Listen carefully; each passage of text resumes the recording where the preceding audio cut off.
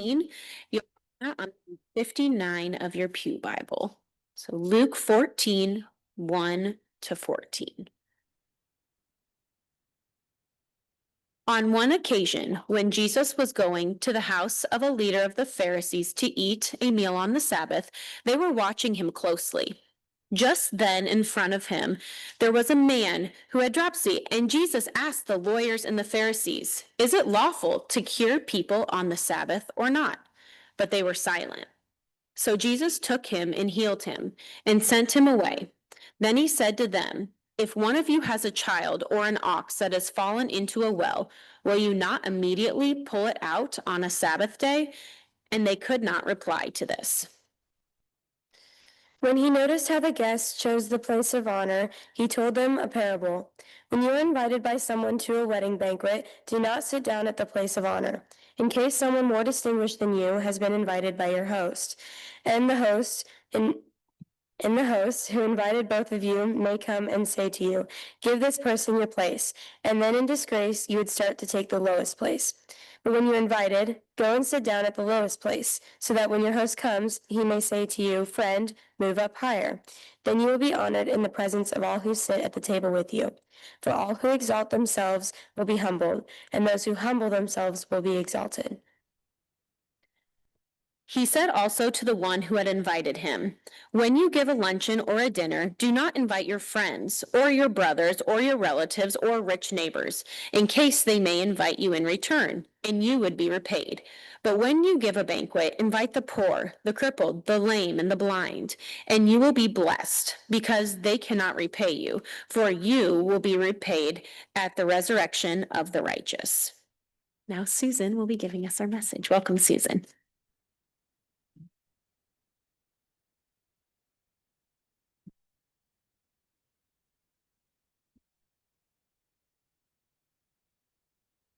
Well, good morning.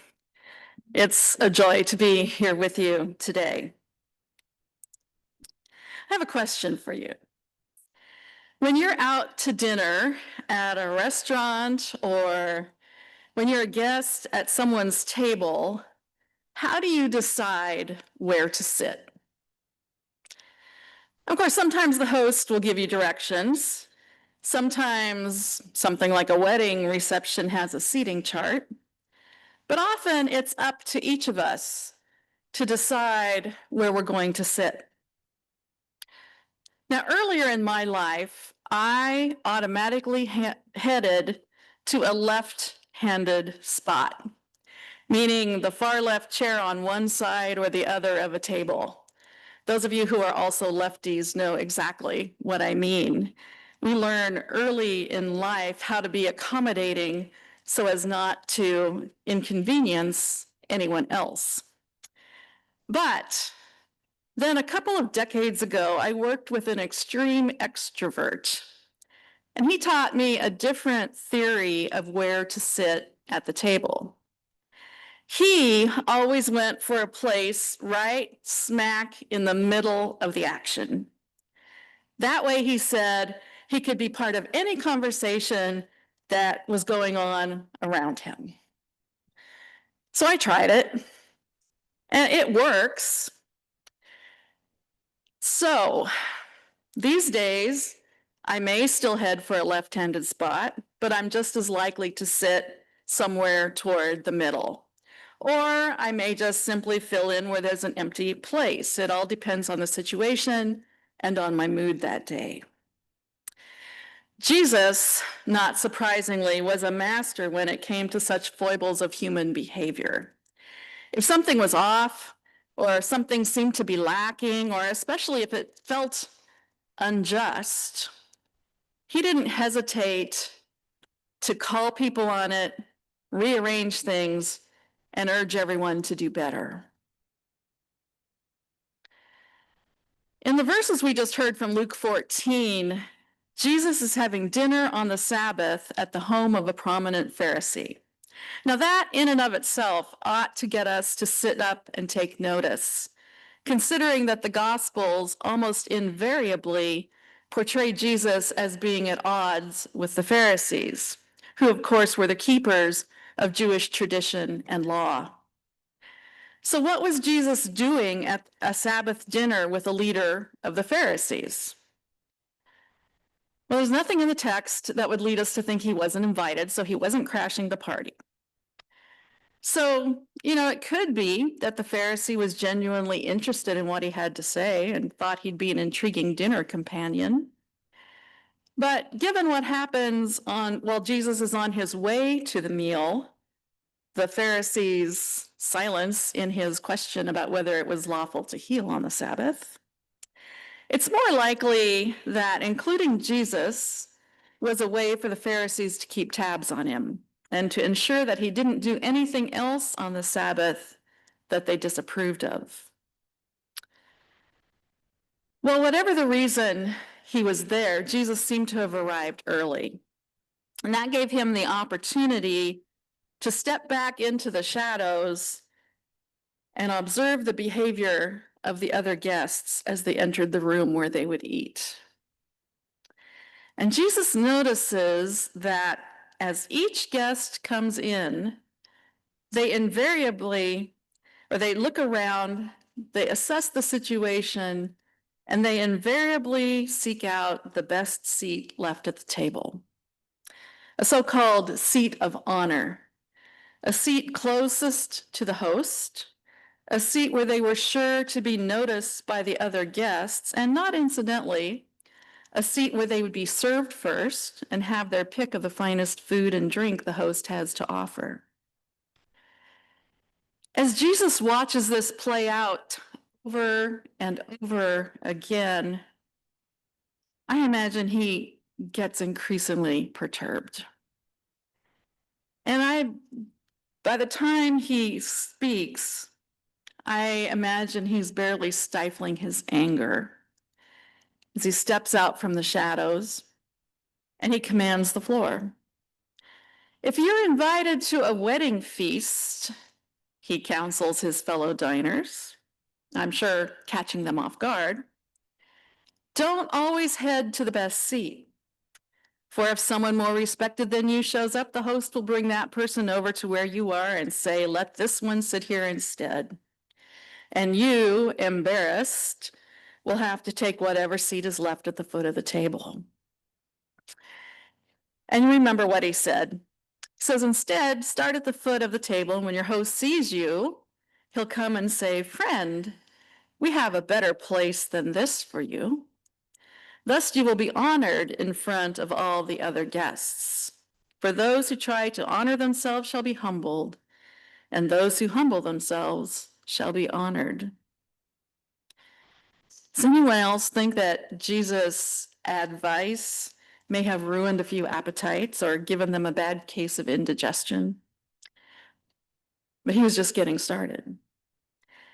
Because in addition to where the invited guests chose to sit, he had also noticed who was at the table, and more importantly, who wasn't. The gospel says that Jesus next turned to his host and admonished him. When you put on a dinner, don't invite friends, relatives, and rich neighbors. They're only going to return the invitation. Instead, invite the poor, the crippled, the lame, and the blind. Then at the resurrection of the godly, God will reward you for inviting those who can't repay you. And can only imagine the looks that must have been exchanged around that table as people waited to see how the host would react to Jesus' audacity. Now, clearly, there was more going on at this dinner than meets the eye.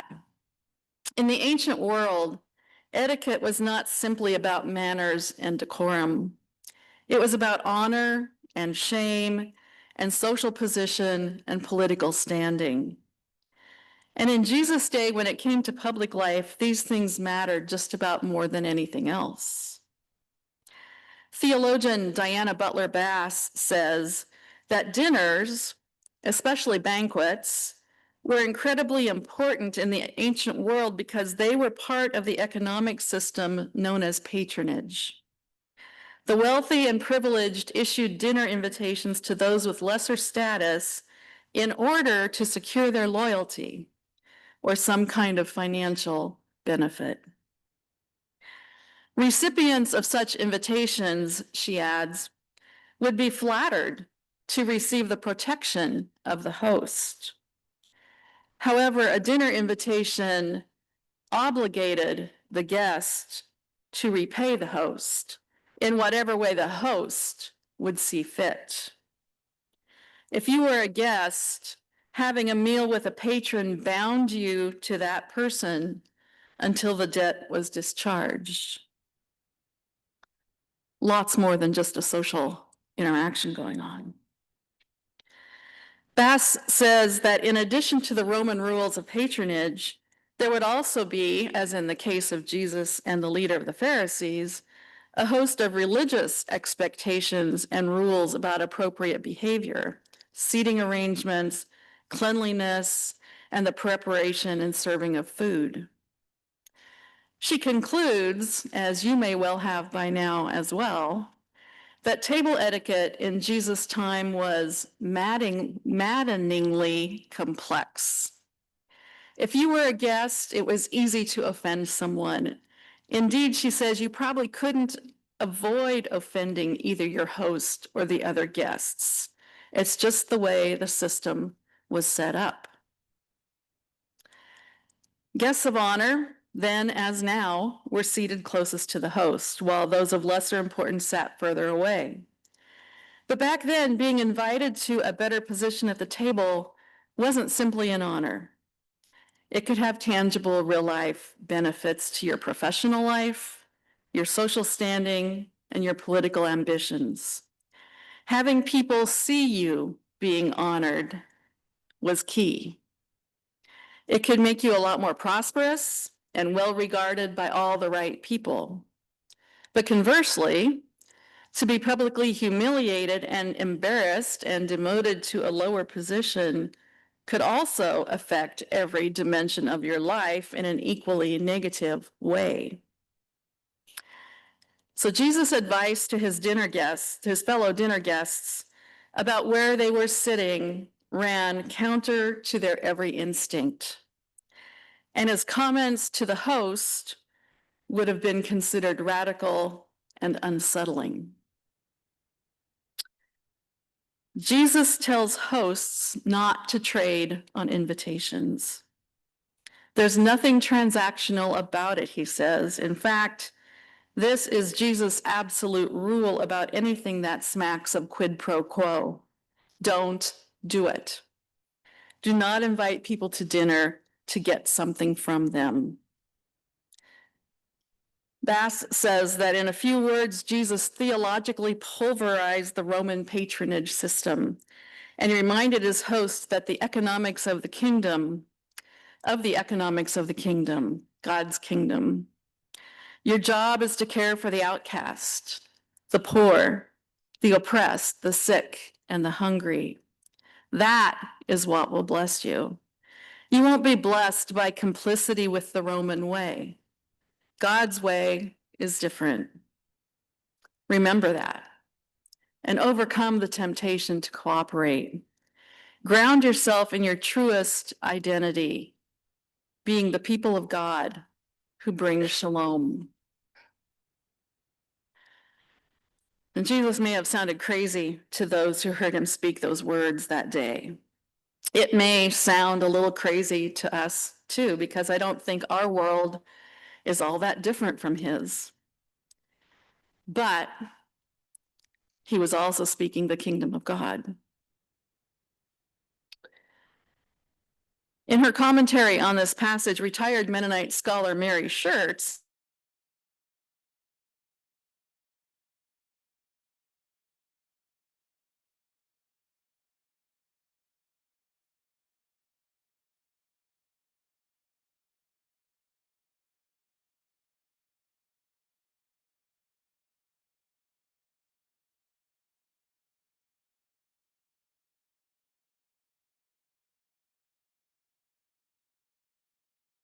They are common to human experience, namely that we all wish to avoid embarrassment, and we all wish to gain a few brownie points for the future. But on the other hand, she says, if we take Jesus' advice seriously and act consistently in the ways of God's kingdom, there is the potential for no less than social revolution. Let me say that again. If we act consistently in the ways of God's kingdom, there is the potential for no less than social revolution. She adds, if those who call themselves Christian would consistently grant honor to others ahead of themselves, and if those who name themselves Christian would consistently invite into their homes and churches those who cannot repay the generosity, our culture and our society would undergo significant social transformation. We could, in fact, be part of creating justice on the earth, of bringing God's shalom into our reality. And when I read that, I thought about the line in the Lord's Prayer about God's heavenly realm coming to earth. We say on earth as in heaven. And I have to think how amazing it would be to live in that reality. Imagine knowing that you were part of creating justice on the earth, of creating shalom on this earth.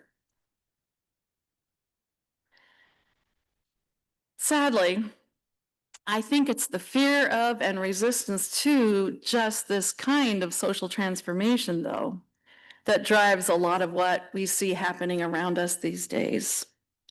The dismantling of institutions and norms, the purging of our communities, schools, government, and even our churches of anything that feels different or threatens the way things ought to be or the way things used to be, at least for some of us. Too often, leveling the playing field for more people is not seen as making things right. It's not seen as bringing about God's justice, but rather it's taken as a humiliating defeat and a diminishment of the power of the privileged. Rather than seeing a world where there are abundant resources enough to be shared by all, we hoard what we have for fear of scarcity. We label anyone who's different as a criminal or as an illegal or as a communist or as a deplorable or stupid and all kinds of other derogatory names. And we view them with suspicion in order to hold tightly to what we think is rightfully ours.